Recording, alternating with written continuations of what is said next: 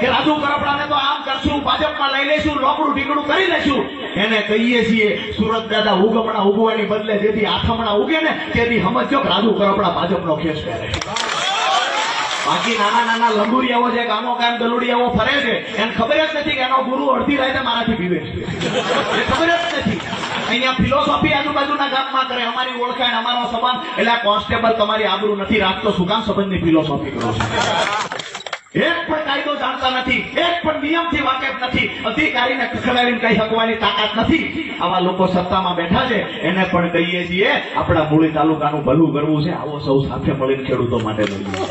ખેડૂતોનું ભલું આપણે કેટલું કરી શક્યા છીએ, એક ખેડૂત નેતા તરીકે, ખેડૂતના દીકરા તરીકે. ખેડૂતનું ભલું સરકાર થકી થઈ શકે અને ભારતીય જનતા પાર્ટીની સરકાર ગુજરાતમાં ખેડૂતોના હિતમાં નિર્ણય લે, એના માટે યોગ્ય પ્લેટફોર્મ પર યોગ્ય રજૂઆત કરી આવનાર દિવસોમાં સરકારની સાથે રહી અને ખેડૂતોનું ભલું કરી શકાય એ વિચાર સાથે વિધિવત રીતે રાજુ કરપડા આજે ભારતીય જનતા પાર્ટી જોઈન કરી લીધી છે. આપણી સાથે છે, સીધી વાત તેમની સાથે કરીશું. એવું શું બ્રહ્મ જ્ઞાન થયું કે ભારતીય જનતા પાર્ટી જોઈન કરવી પડી?